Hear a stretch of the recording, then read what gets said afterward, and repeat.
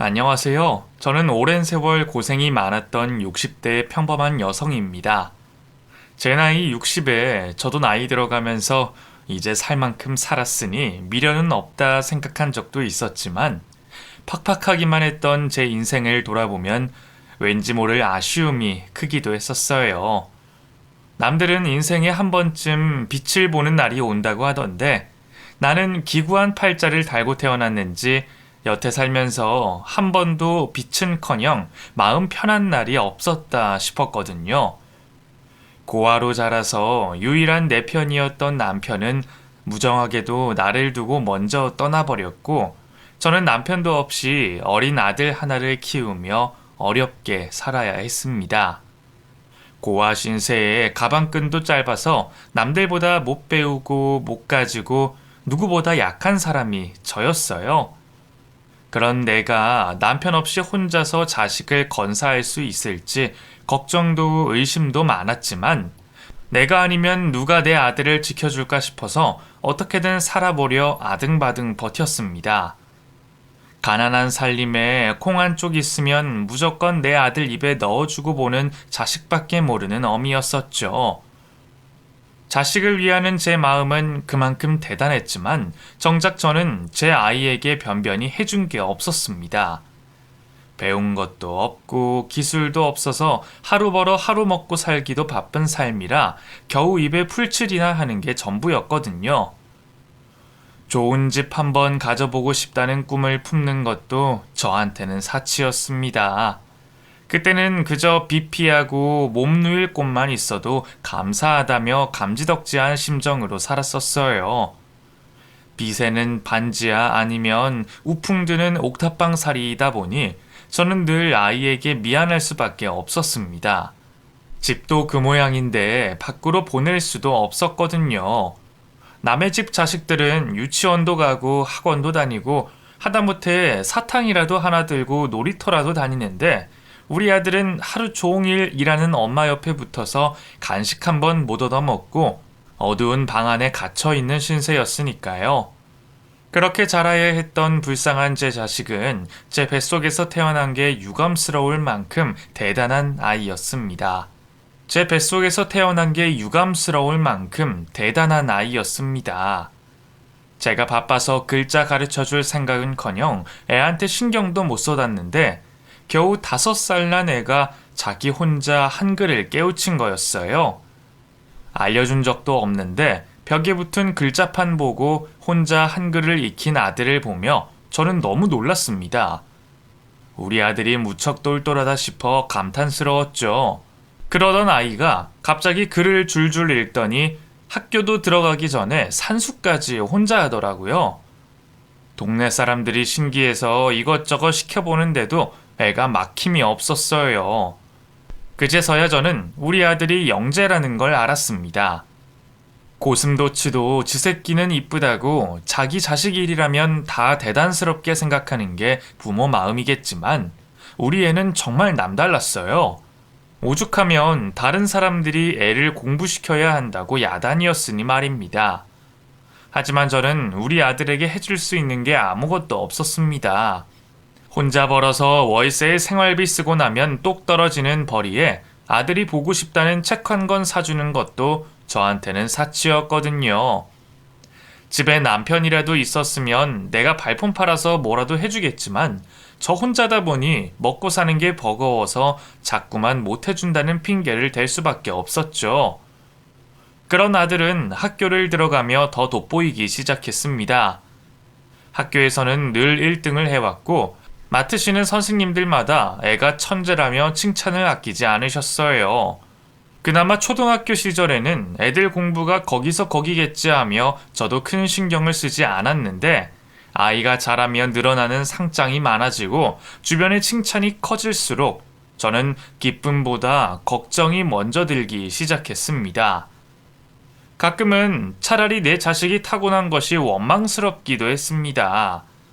차라리 재능이라도 없어야 각자 팔자가 있겠거니 하고 살 텐데 가진 재주는 대단한데 부모가 그 재능을 밀어주지 못하니 그것만큼 속이 쓰린 일이 없더라고요.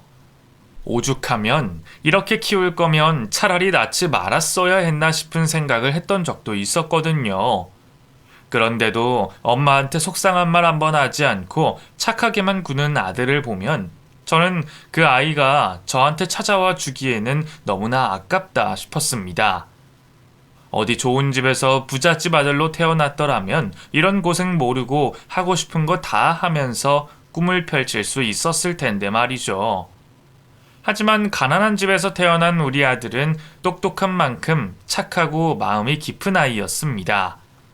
남들 다 온다는 사춘기 한번 겪지 않고 해준 것 없는 부모에게도 감사한 마음을 품고 사는 아들이었죠. 누가 봐도 착한 아들은 저의 자랑이자 모든 것이었습니다. 학원 한번 보내주지 못하고 좋은 옷 한 벌 사주지 못했지만 그럼에도 아들은 저 혼자 씩씩하게 잘 자라줬어요. 돈 걱정 안 했다면 더 좋은 학교를 갈 수 있었을 것을 엄마 고생 안 시킨다고 장학금 받겠다고 하향 지원해서 대학을 들어간 아들에게 저는 늘 미안했습니다. 돈만 있었으면 더 좋은 데 갈 수 있었을 텐데 미안해 아들. 여기도 좋은 학교예요 엄마. 남들은 오고 싶어도 못 오는데 나는 장학금까지 받았으면 감사해야지. 저는 더 욕심 없어요. 그러니까 엄마도 미안해하지 마세요. 자식에게 해주지 못하는 부모는 늘 죄인일 수밖에 없었어요. 아무것도 못 해줬는데 혼자 공부해서 대학까지 간 아들을 보며 저는 미안함에 눈물을 훔쳤습니다. 서울로 학교를 가는 바람에 지방에 살던 저와 떨어져야 하는 건 마음이 아팠어도 좋은 학교 들어가서 공부하는 아들이 저는 참 대견스러웠어요. 저는 그런 아들을 위해서 매번 반찬들을 챙겨주며 가끔 들여다볼 뿐이었죠. 그런 아들은 대학 졸업을 한 뒤 곧바로 회사에 취직을 했습니다. 그리고는 저를 호강시켜주겠다며 앞으로는 자기가 나를 책임지겠다며 고마운 말만 해주곤 했습니다. 혼자 공부해서 이만큼 하더니 정말 고맙다 명재야. 그동안 저 이만큼 키워주신 것만으로도 정말 감사해요. 저도 이제 취직했으니까 앞으로는 제가 엄마 책임질게요. 이제는 아무 걱정하지 마세요. 제가 월급 받으면 다 엄마 드릴 테니까. 엄마도 이제 좀 쉬시면서 하세요. 취직해서 돈 벌면 네가 써야지. 그 돈을 왜 나를 주니? 얘는 또 바보 같은 소리 하고 있어. 엄마는 너한테 바라는 거 없어. 그냥 너 행복하고 잘 살면 그만이지. 엄마는 엄마 알아서 할 테니까 너는 좋은 아가씨 만나서 네 가족 꾸리고 행복하게 살 생각이나 해. 대학 등록금도 못 해준 제가 아들 도움을 어떻게 받겠습니까? 그때 저의 바람은 그저 아들이 좋은 회사 취직해서 자기 덕으로 행복해지기를 바랄 뿐이었어요. 저랑 아들은 단 둘이라 늘 외롭고 힘들었으니 될 수만 있다면 마음 잘 맞는 여자 만나서 토끼 같은 자식들 키우며 행복해지기를 말이죠. 그런 아들이 어느 날 정말로 여자친구를 데려왔습니다.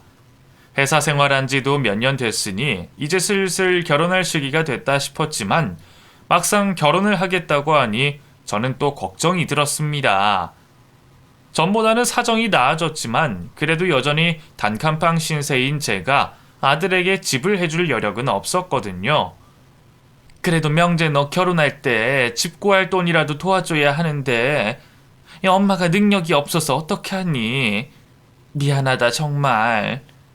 그런 걱정하지 마세요. 사실 결혼할 때 여자친구네 부모님이 도와주기로 하셨어요. 아버님이 회사를 운영하시는데 저를 좋게 봐주시더라고요.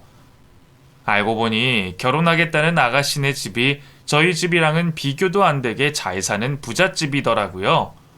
대학 시절부터 몇 년간 연애를 해왔다고 하기에 우리보다는 잘 살더라도 평범한 집 아가씨인 줄 알았더니 무슨 회사를 운영하며 현금 재산만 수십억이라는 말에 저는 아직 만나보지도 못한 그 집에 괜히 주눅이 들 것 같았습니다. 그렇게 떨리고 불안한 마음으로 상견례를 하게 된 저는 그 자리에서 생각지도 못한 이야기를 듣게 됐습니다. 사실 저희는 명재를 참 좋게 보고 있어요.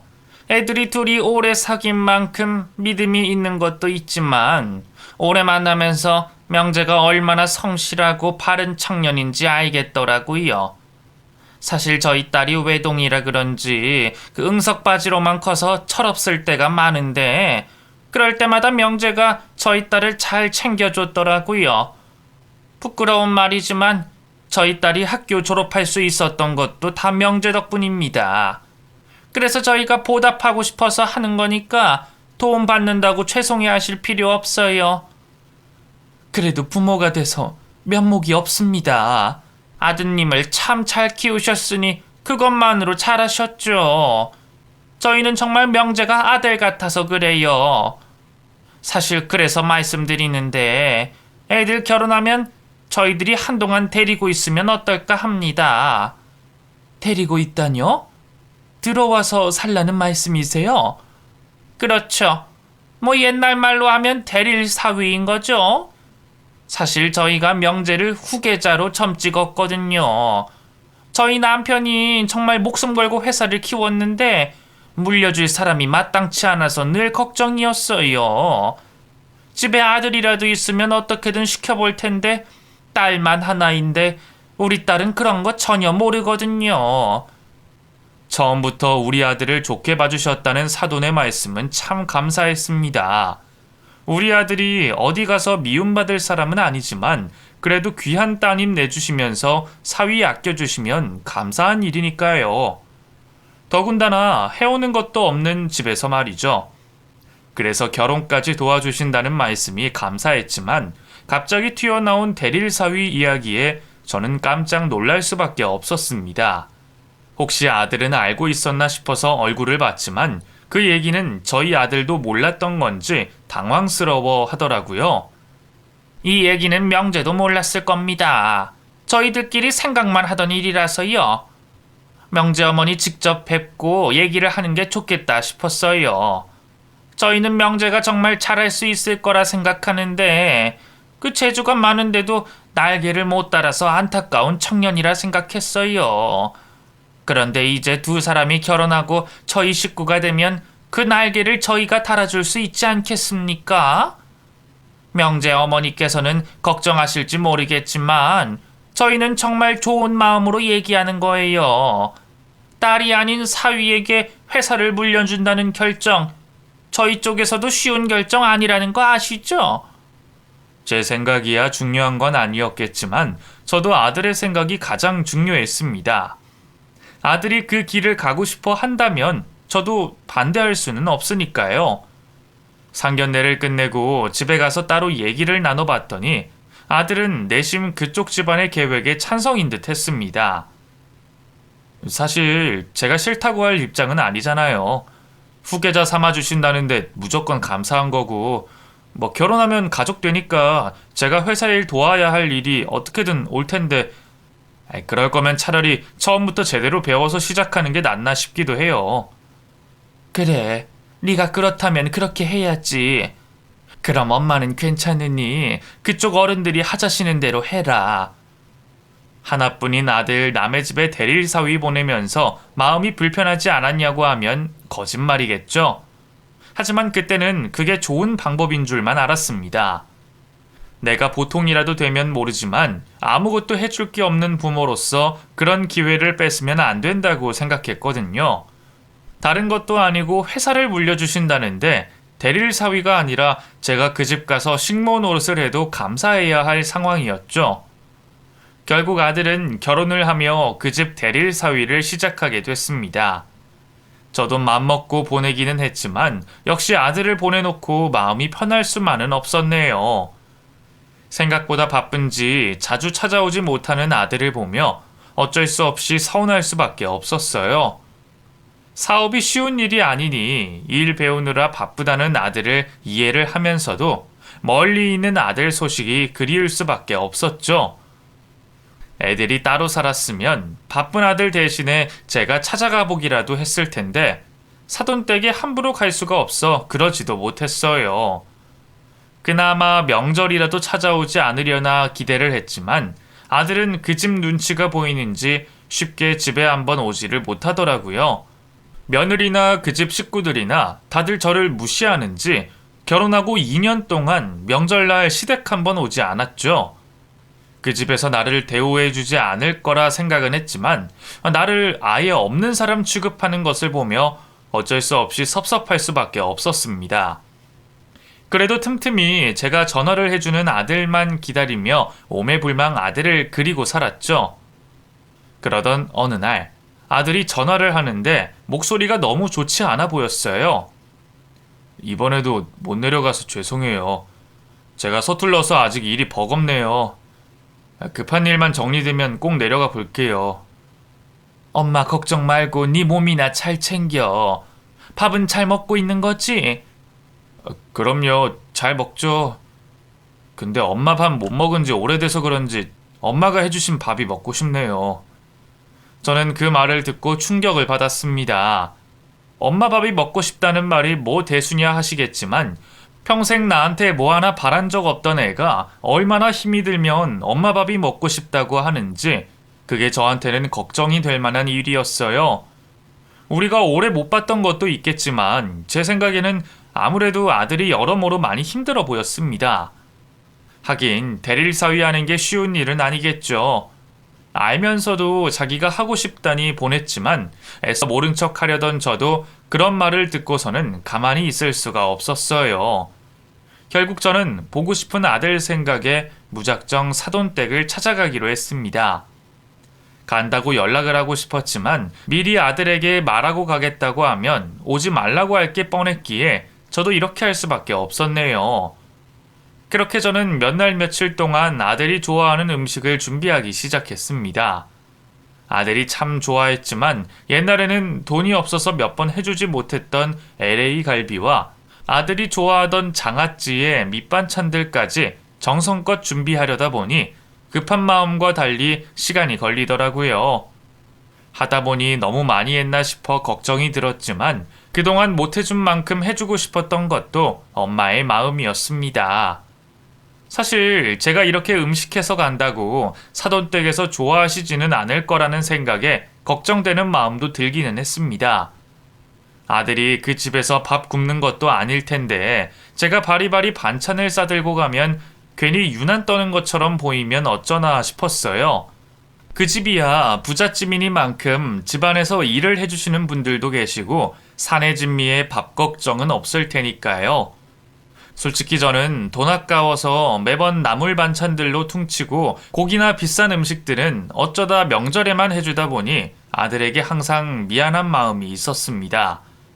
그래서 저도 아들이 당연히 그 집에서 더 잘 먹고 지낸다는 걸 알고 싶었지만 제 손으로 만들고 엄마 손맛이 있는 음식을 아들에게 해주고 싶었죠. 누구나 엄마 밥에 대한 추억이 있으니 아들이 제 손맛이 그립기도 했겠다 싶었습니다. 어쩌면 반찬은 핑계였을지도 모릅니다. 그렇게라도 아들 얼굴 한번 보고 싶다는 생각이 들어 한 행동이었을 거예요. 그렇게 저는 아들이 결혼하고 처음으로 사돈댁으로 찾아가게 됐습니다.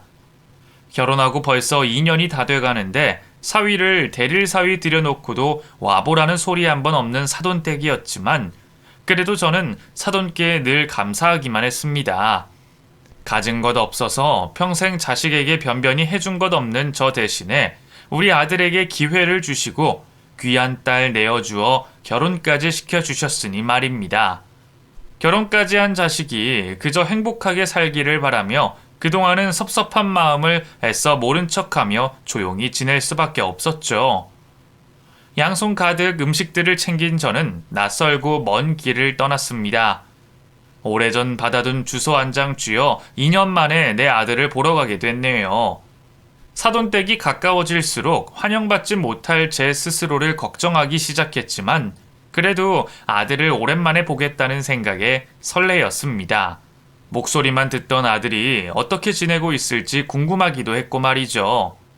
그렇게 사돈댁으로 가까워지던 저는 멀리서부터 대문에 무언가 붙어있는 것을 보게 됐습니다. 처음에는 입춘대길이라도 적혀있나 싶었지만 새해도 아닌데 그런 게 붙어있을 리가 없다 싶었죠. 가까이 가서 들여다보니 누가 돌아가셨는지 상중이라는 팻말이 붙어있더군요. 그러고 보니 대문 안쪽으로 시끌시끌한 것이 사람들이 오가는 모습이 보이기도 했습니다. 하지만 아무리 생각해봐도 사돈댁에서 상을 당하셨다는 게 이상했습니다. 그 집에 누가 돌아가셨을까 싶었던 거였죠. 사돈댁이 돌아가셨을 리도 없고 그 집에는 더 위더른도 없는 걸로 아는데 말이에요. 그렇다고 제가 그 집 사정을 잘 아는 것도 아니었기에 저는 그냥 친척 누군가가 돌아가셨겠거니 하며 집 안으로 슬쩍 들어갔습니다. 다른 손님이 있는 걸 보니 오히려 잘 됐나 싶기도 하더라고요. 상을 당하셨다고 하니 정신도 없고 바쁘실 텐데 저도 괜히 사돈 눈에 밟히지 않고 아들 얼굴만 보고 나오면 되겠다 싶었습니다. 그렇게 그 집 안쪽으로 들어가게 된 저는 넓은 거실 안쪽에 놓인 장례식을 보게 됐습니다. 그러고 보니 아까부터 이상하다 싶기는 했었어요. 옛날에야 집에서 3일장을 치르기는 했지만 요즘은 시골이 아닌 이상 대부분 병원에서 장례를 치르기 마련이잖아요. 저도 어릴 적에는 어른들이 집에서 장례를 치르는 모습을 봐와서 익숙하게 생각했지만 생각해보니 요즘에는 그런 풍경을 본 적이 없는 것 같았습니다. 이상하다 싶은 생각을 하던 저는 역시나 부잣집은 장례식도 다르게 하나보다 생각하며 이내 대수롭지 않게 여기게 됐습니다. 아무래도 부자들은 좁은 병원 장례식보다는 넓은 집에서 문상객들을 받는가 보다 생각했죠. 그 집 식구들은 안쪽에 계신지 보이지도 않고 죄다 외부인들만 있어 보이는 그곳을 저는 조심스럽게 비집고 들어갈 수밖에 없었습니다. 가까운 식구들만 계신 건지 사람들이 많지는 않았지만 그래도 그 큰 집이 꽤 북적거릴 정도로 몇십 명 되는 사람들이 있더라고요. 그 틈을 지나치자 처음에는 사람들에게 가려져 보이지 않던 거실 풍경이 한눈에 들어왔습니다. 그제서야 누가 돌아가셨는지 명패를 확인하게 된 저는 눈앞에 펼쳐진 끔찍한 광경에 들고 온 반찬들을 그대로 떨어뜨려 버리고 말았습니다. 그 명패에는 다름 아닌 제 아들의 이름 석자가 적혀 있었습니다. 익숙한 아들 명패 앞에는 미리 맞추기라도 한 듯 딱 맞는 관짝 안에 누워있는 제 아들의 모습이 있었습니다. 남의 장례식인 줄 알고 아들 보고 갈 생각만 하고 있던 제가 그 장례식이 다름 아닌 내 아들의 장례식이라는 사실에 얼마나 놀랐을지 겪어보지 않으신 분들은 모르실 겁니다. 놀란 것도 당연하지만 그 일을 받아들일 수도 없었죠. 지금 내 아들이 죽었다는데 나한테 말도 안 하고 자기들끼리 장례를 치르고 있는 건지, 대체 내 아들이 어떻게 죽었다는 건지 모든 게 혼란스럽고 믿고 싶지가 않은 기분이었어요. 지금 다시 생각해도 가슴이 떨어지는 것만 같네요. 너무 놀란 저는 당연히 소리를 지를 수밖에 없었습니다. 그제서야 상주 노릇하던 그 집 식구들이 저를 쳐다보더군요. 아니 사돈이 여긴 어쩐 일이에요? 말도 없이? 이게 무슨 일이에요? 명재야 너 왜 거기 있니? 죽어서 관 안에 들어있는 아들을 보며 저는 앞이 보이지 않을 정도로 눈물을 쏟을 수밖에 없었습니다. 너무 큰 충격 때문인진 몰라도 내 아들을 제대로 확인해 보기도 전에 저도 원치 않던 눈물이 쏟아지더군요. 그런데 그 순간 관이 움직이는 소리가 들리며 관 안에 누워있던 제 아들이 벌떡 일어나는 게 보였습니다. 그 모습에 더 놀라버린 저는 아들 시신을 보기 위해 겨우 서 있던 다리가 풀려 그 자리에 바로 주저앉을 수밖에 없었어요. 명재야, 너 괜찮은 거야? 너 정말 명재 맞니? 엄마, 말도 없이 여긴 어떻게 찾아왔어? 명재야, 이게 다 무슨 일이야? 이 장례식은 뭐고 네가 왜 관 속에 누워있는 거야? 이게 다 뭐하는 짓인 거니 정말? 나는 네가 정말 죽었나 싶어서 얼마나 놀랐는 줄 알아? 사람이 해도 되는 일이 있고 없는 일이 있지. 무슨 이유가 됐던 간에 이건 정말 아니지 않니? 내가 오랜만에 아들 보러 와서 이런 꼴을 당할 줄은 몰랐구나. 아들이 살아있다는 사실이 정말 다행스럽고 기뻤지만 떨어졌던 심장이 다시 뛰는 순간 그만큼 황당함과 분노가 차올랐습니다. 자기 자식이 죽기를 바라는 엄마가 어딨겠어요. 아무리 진짜가 아니라고 해도 사람 목숨으로 장난치는 것도 아니고 자기 아들의 장례식을 마주하는 일을 겪으면 누구나 화가 날 수밖에 없을 겁니다. 게다가 부잣집 사돈댁에서 대릴 사위로 지내느라 엄마한테 한 번 오지도 못하는 아들이 그런 짓을 자기 생각으로 독단적으로 했을 리가 없다 싶었어요. 그래서 저는 이 모든 일이 사돈 내외의 계획이 아닐까 싶은 결론을 내릴 수밖에 없었습니다. 아니나 다를까 무슨 일이냐 묻는 제 말에 고개만 숙인 채 아무 말도 못하는 아들을 보니 상황을 알만하다 싶더군요. 부모 앞에 죄스러워서 입도 못 대고 눈물을 겨우 참는 아들의 모습에 저는 억장이 무너지는 기분이었습니다. 그래서 괜히 엄한 화살을 자식에게 돌렸다 싶네요. 대체 무슨 일이냐니까? 이놈아, 왜 말을 못해? 무슨 이유가 있길래 멀쩡한 산 사람 장례식을 치르고 이런 일을 벌여? 네가 정말 부모 몰래 이런 식으로 할 수 있는 거니? 화가 나고 속상한 마음에 괜히 고함을 지르는 저를 보며 결국 사돈이 입을 여셨습니다. 일단 진정 좀 하세요. 여기 손님들도 많이 와 계시는데 고함만 지르시면 어떡합니까? 제가 지금 소리를 안 지르게 생겼나요? 자기 자식이 죽은 줄 알고 멀쩡할 부모가 어딨습니까? 안싸돈도 같은 일 겪으면 저랑 똑같이 하지 않으시겠어요? 아니 대체 무슨 일인지 어디 설명이나 좀 해주세요. 제가 대체 왜 아들이 죽어있는 꼴을 봐야 했는지 말이에요. 예, 제가 다 설명할 테니 진정 좀 하세요. 이게 장례식처럼 꾸며놔서 그런 거지 사실 별 일도 아니에요. 그냥 우리끼리 일종의 의식이었다고요. 의식이라니 무슨 의식 말씀이세요? 뭐 굿이라도 한다는 거예요? 굿은 아니지만 그렇게 이해하신다면 비슷한 거죠. 이제 김서방이 우리 집 식구가 됐다고 인정해 주려는 겁니다. 그게 무슨 말씀이세요? 그거랑 장례식이 무슨 상관이라고요? 죽었다가 새 사람이 돼서 태어나라는 말이죠. 그 전에 가지고 있던 것들은 다 버리고 이제 우리 집안 식구가 되어 우리 집안의 대를 잇는 사람이 되어야 하니까요. 그래서 앞으로 이 의식 끝나면 이름도 바꾸고 완전히 새 사람이 될 겁니다. 그 마음가짐 제대로 하기 위해서 일부러 이런 장례까지 마련한 거고요. 주변에도 김서방이 새 사람 된다는 걸 알려야 하니까요. 가난하다는 죄로 부잣집 처가의 대릴 사위로 들어간 아들이 그 집 식구가 되기 위해 죽었다 깨어나야 한다는 말에 저는 말문이 막혔습니다. 내 아들에게 과거가 있는 것도 아니고 지워야 할 범죄 이력이 있는 것도 아닌데 대체 왜 다시 태어나야 한다는 건지 이해를 할 수 없었어요. 게다가 부모가 지어준 이름을 버리고 새 이름까지 만들라고 시킨다는 사돈의 행동이 너무한 것을 넘어 도를 지나쳤다 생각했습니다.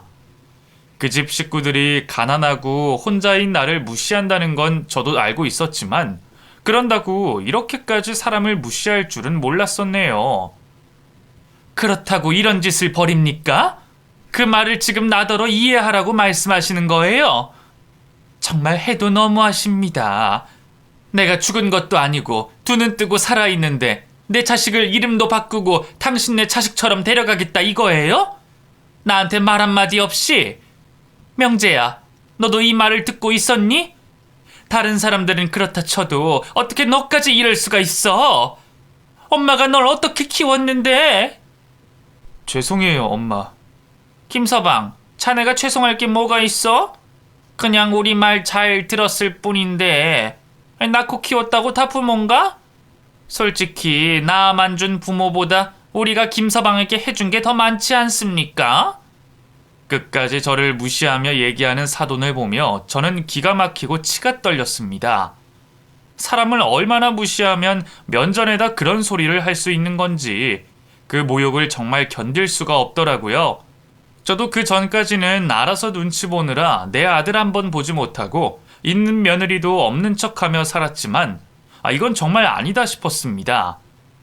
어디 감히 남의 귀한 자식을 죽였다 살리려고 하는 건지 그런 꼴을 겪고도 아무 말 못하는 아들이 그동안은 얼마나 많은 모욕을 당했을지 듣지 않아도 알만했습니다.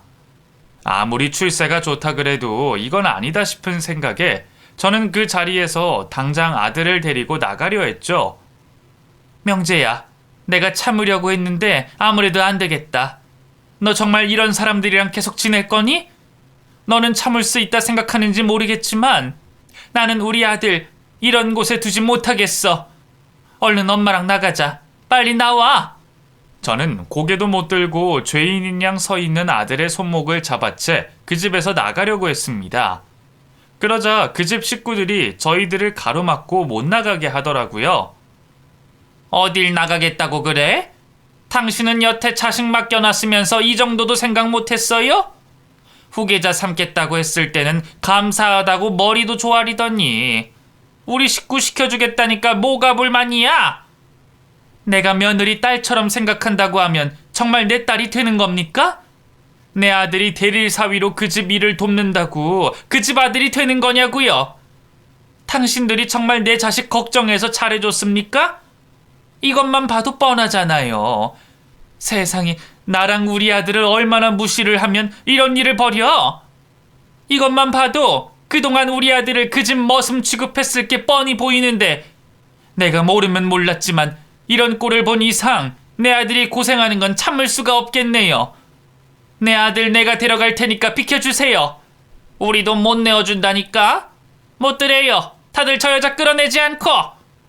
제가 아들의 손목을 붙잡고 데려가겠다고 하자 그 집 사돈들이 저를 막아서며 못 나가게 하더군요. 그러더니 기어이 나를 사돈 취급도 하지 않고 무시하더니 아들과 저를 떼어놓고는 저를 끌어내려 했습니다. 그러자 어디서 갑자기 나타난 장정들이 버티고 서 있는 저를 억지로 잡아 끌기 시작하더군요. 저는 못 나가겠다고 버티느라 실랑이가 벌어질 수밖에 없었습니다. 발버둥을 치다 겉옷이 벗겨지고 머리가 헝클어지고 평생 고생하며 살면서도 남들이랑 시비 한번 붙어보지 않았던 제가 살다 그런 험한 꼴은 처음이었어요. 그래도 어떻게든 아들을 데려가야겠다는 생각에 버틸 수밖에 없었습니다. 아들이 그 모습을 보고 큰 충격을 받았는지 화낼 줄 모르던 아들이 갑자기 소리를 지르더니 저를 구하러 달려오는 거였죠. 괜히 끼어들어서 아들이 다칠까 걱정이 됐습니다. 그만 좀 하세요! 나한테 하는 건 그동안 다 참았는데 어떻게 우리 어머니한테 이런 짓을 하십니까? 당신들이 그러고도 사람이야? 그래, 내가 그만둘게. 당신네들 회사 후계니 뭐니 그딴 거 이제는 다 필요 없으니까 나랑 우리 어머니 무사히 나가게 비켜! 지금 그게 무슨 소리야? 당신 정말 어머니 따라갈 거야? 당신도 그러는 거 아니야. 내가 그동안 당신이랑 당신 부모 위해 얼마나 노력했는지 뻔히 알면서 내가 남의 집 아들 노릇하며 사는 동안 당신은 혼자 계신 우리 엄마 걱정이나 한번 했어? 그동안은 내가 모자란 놈이다 싶어 참았지만 이건 진짜 아니지? 그렇다고 여태 노력한 거 다 포기할 거야? 지금 이대로 나가면 이혼하자는 뜻으로 알아들을 거야? 이혼? 지금 이 상황에 이혼이 문제겠니? 맘 같아선 당신들 싹 다 고소해버리고 싶어. 그래, 이혼이든 뭐든 할 테니까 이제 나랑 우리 엄마 좀 그만 괴롭혀. 나도 이제 사람답게 좀 살자. 그렇게 아들은 그 집 식구들을 뿌리치고 저를 데리고 나왔고 저희 두 사람은 한참을 말없이 걷기만 했습니다. 삼배 입은 아들과 다 찢어진 차림의 제가 남들 보기에도 이상한지 수근거리는 소리가 들려왔지만 그때는 정신이 나가버린 상태라 남들의 이목도 신경 쓸 겨를이 없었어요. 어떻든 들어가서 얘기라도 해야겠다 싶어서 그 늦은 밤 저희는 막차를 타고 집으로 내려가게 됐습니다. 아들이 무려 2년 만에 내려오는 고향집이었죠. 버스를 타고 내려가던 그날 밤 저와 아들은 서로에게 숨긴 채 숨죽여 눈물을 흘릴 뿐이었습니다. 그렇게 집으로 돌아가서야 저는 아들이 그동안 그 집에서 어떻게 살았는지를 들을 수 있었습니다. 남의 집 살이가 쉬운 일이 아니니 마음고생은 좀 했겠다 싶었지만 그 정도로 힘들어하며 지내고 있는 줄은 몰랐어요. 회사 물려주겠다고 하루 열 몇 시간씩 과로를 시키고 그 집에서 4시간 넘게 자본 적이 없다 하는 겁니다. 그래도 여유 있는 사람들이라 마음씨도 여유 있을 줄 알았더니 그 집 식구들은 제 아들을 머슴 취급하고 있었던 모양입니다. 하기사, 그랬으니 산 사람을 죽였다 새로 태어나게 한다며 그런 말도 안 되는 짓거리를 벌였겠지만 말이에요. 그때는 그게 기회라고 생각했어요. 나 혼자 아등바등 살아봐야 더 높이 올라갈 수는 없으니까. 처가 도움받아서 성공해 보겠다고, 그래서 고생만 했던 엄마 호강시켜 드리겠다고, 그 집 살면서 당연히 눈치 보이고 내색 못하고 힘든 일도 많았지만 그분들이 제게 주신 기회에 감사하면서 그 마음을 보답해야 한다고 생각했어요. 그래서 어떻게든 버티고 버텨보려고 했는데 그 장례식도 하기 싫었어요. 내가 뭔 죄를 지은 것도 아니고 다시 태어나고 계명까지 해야 한다는 걸 누가 쉽게 받아들이겠어요. 근데 그렇게 해야 한다니까 어쩔 수 없이 따를 수밖에 없었죠. 내가 완전히 그 집 식구가 되어야 인정을 해주신다고 하니까, 옛날 이름은 가난과 고생이 묻어서 안 좋다고 바꾸시라고 하니까 앞으로 큰일하고 살려면 죽었다 깨어날 정도의 각오는 있어야 한다 하더라고요.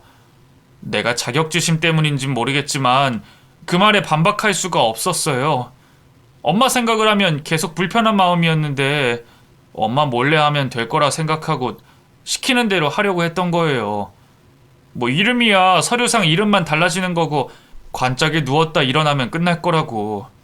근데 엄마가 그 광경을 보고 우시는 걸 보고서야 내가 무슨 잘못을 저질렀는지 알겠더라고요. 내가 내 스스로를 부정하려 했다는 게 너무 죄스러웠어요. 나도 한편으로는 가난하고 고생하던 과거가 싫었던 거예요. 그래서 엄마 가슴에 대못 박고 대를 사위하면서 엄마가 내 소식 기다릴 거를 알면서도 연락 한번 편히 못하고 찾아가 보지도 못하고 내 목숨줄 쥐고 있는 그 집 식구들 눈치만 보고 살았던 거예요. 내가 먼저 그 사람들 앞에서 기었으니 그 사람들이 나 무시하는 게 당연하죠. 근데 엄마까지 무시하는 걸 보니까 도저히 못 참겠더라고요. 그래서 이제는 저도 정신 차렸어요. 그 집으로 돌아갈 일 없고 이혼할 겁니다. 탓이라면 해준 것 없이 키운 내 탓을 해야 할 텐데 끝까지 자기 잘못이라며 속상해하는 아들을 보며 저는 참담한 심정에 할 말을 잃었습니다. 아들이 몇 시간 동안 자기 얘기를 하는 동안에도 저는 하고 싶은 말을 자꾸만 속으로 삭히면서 쉽게 입을 열 수가 없었어요. 괜찮다고, 네 잘못 아니라고 말을 해주고 싶은데도 그조차도 너무 미안해서 얘기를 할 수가 없었죠. 아들은 다시는 그 사람들과 만나고 싶지 않다며 이혼을 하겠다고 결심했습니다. 제가 그 집에서 깽판을 치는 순간 모든 게 끝이라는 건 알았지만 막상 이혼을 한다고 하니 걱정이 됐던 것도 사실이었어요. 그 집에서는 참을 수 없이 화가 나서 아들을 끌고 나오기는 했지만 막상 돌아오고 나니 이렇게 이혼하면 내 아들 인생은 어떻게 되는 걸까? 현실적인 생각이 들 수밖에 없더라고요. 그렇다고 다시 그 집에 돌려보낼 자신도 없었습니다. 아무리 돈이 없고 없이 살더라도 사람이 마음이 편해야지. 내 아들이 다시 그 집 식구들에게 둘러싸여서 욕먹고 고생할 것을 어떻게 볼까 싶더라고요.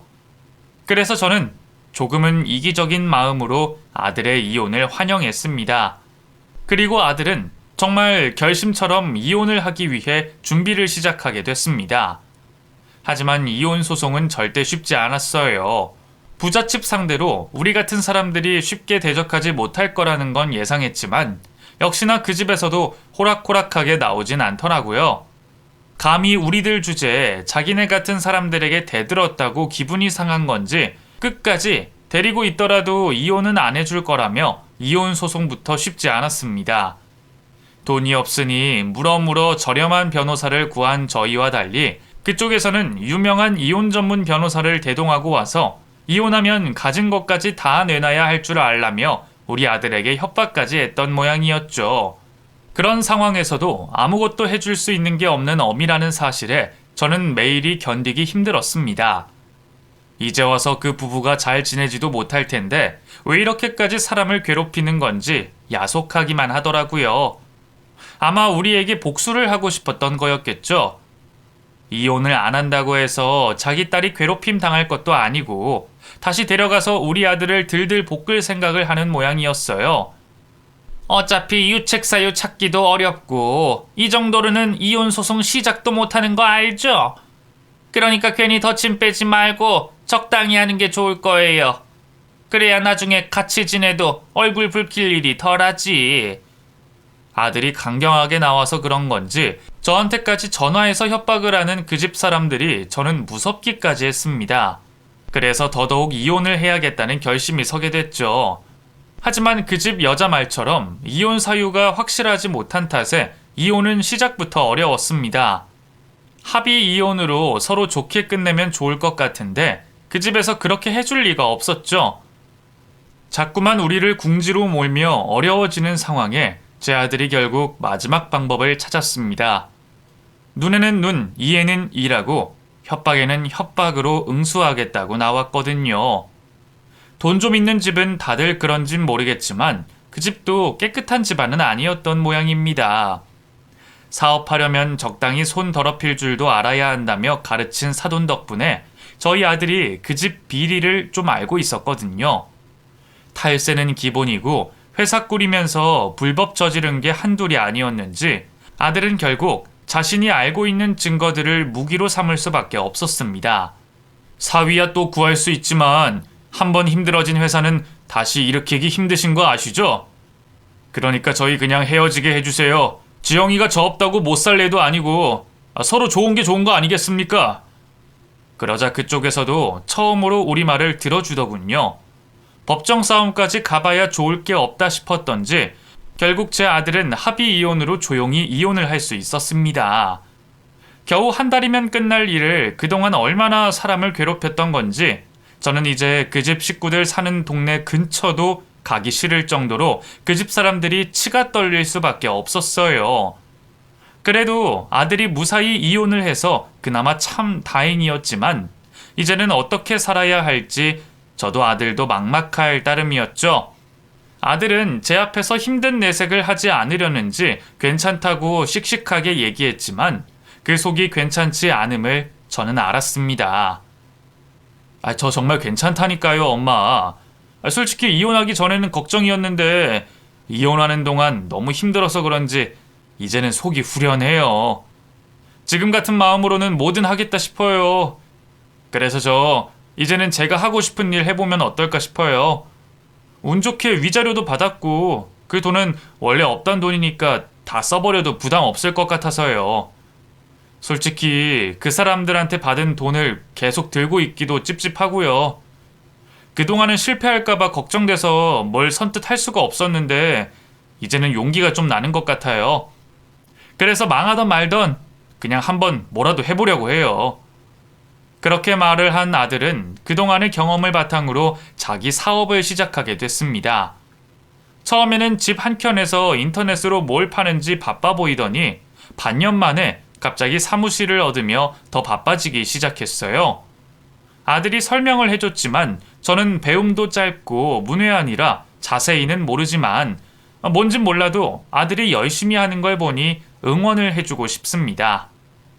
물론 직원도 없이 혼자 일하느라 잠도 못 자고 고생하는 모습은 안쓰럽지만 그럼에도 이제는 눈칫밥 먹던 전과 달리 마음만은 편해 보이는 아들을 보니 저도 이제는 마음이 놓이는 것 같아요. 그렇게 잘 지내던 아들은 몇 년 만에 사업을 확장시키더니 직원까지 두며 사장 자리에 올랐고 몇 년 전에는 새로운 인연을 만나 결혼까지 성공하게 됐습니다. 전 며느리처럼 부잣집에 곱게 자란 여자가 아니라 우리 아들처럼 고생 많이 하고 억척스럽게 살았던 며느리였죠. 원래는 우리 아들 회사에 직원으로 들어왔던 사람이었는데 서로 나이대도 비슷하고 그쪽도 한번 이혼의 아픔을 겪은 탓에 둘이 잘 맞는 게 있었던 모양이에요. 혹시나 아들이 평생 혼자 살겠다고 해도 아무 말 못했을 제가 아들이 재혼을 한다니 당연히 환영할 수밖에 없었죠. 다행히도 새로운 며느리는 너무 착하고 예쁜 아이입니다. 처음부터 나 같은 건 신경 쓰지 말라고 얘기를 했는데도 해주는 것도 없는 시어머니가 뭐가 좋아서 그러는지 시키지도 않은 며느리 노릇한다고 제가 늘 미안하기만 하네요. 그런 예쁜 며느리가 얼마 전에는 드디어 임신까지 했으니 저는 이제는 정말로 더 바랄 게 없을 것 같습니다. 그래서 요즘 제 소망은 아들 사업이 지금처럼 유지만 잘 되고 우리 아들 며느리 건강하며 태어날 아이와 행복하게 사는 거예요. 물론 저도 건강해야 자식들 대신 손주 봐주고 도와줄 수 있겠죠. 그럼 저희 가족의 행복을 지켜봐 주시기를 바라며 이야기를 마치겠습니다. 감사합니다.